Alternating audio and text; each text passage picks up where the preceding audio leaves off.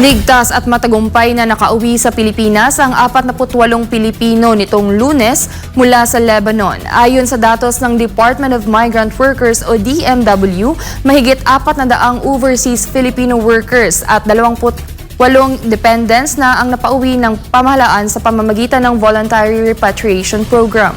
Si Cherry Light sa detalye ng balita. Sa gitna ng patuloy na kaguluhan sa pagitan ng Hezbollah at Israel, patuloy ang ginagawang pagsisikap ng ating pamalaan na makauwi ang mga Pilipino mula Lebanon. Nitong Lunes, 11 OFW at 37 overseas Pilipino ang nakauwi na mula sa 6 na iba't ibang flights.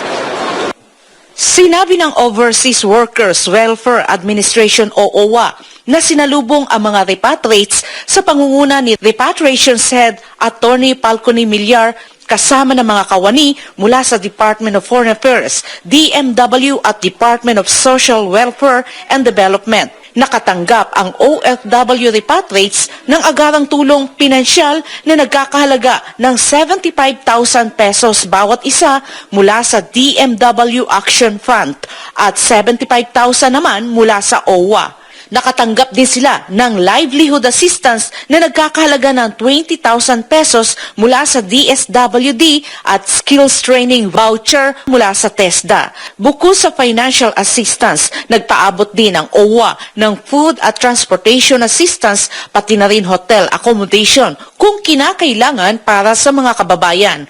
Patuloy ang pagtulong ng OWA at ng ibang ahensya ng gobyerno sa mga OFW na naapektuhan ng kaguluhan sa ibang bansa para mabigyan sila ng kinakailangang suporta sa kanilang pag-uwi at reintegrasyon sa Pilipinas. Inaasahan ng DMW ang mas maraming OFW returnees mula sa Lebanon dahil sa mas pinaigting na pagsisikap ng gobyerno ng Pilipinas na maiuwi ang mga Pilipino upang higit na matiyak ang kanilang kaligtasan sa gitna ng tumitinding sigalot sa naturang bansa.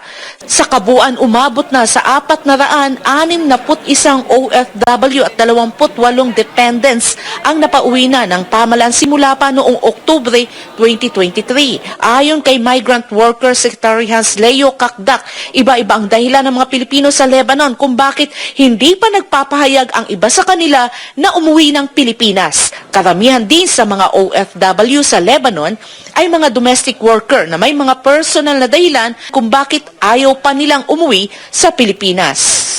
They say it's 90% of OFWs are domestic workers. It could be more. At tingin ko nga mga 99% eh. There are no clear figures on the non-OFWs. But clearly, overwhelmingly, mga domestic workers, no? Pakasambahay. A more personal reason for an OFW to stay on.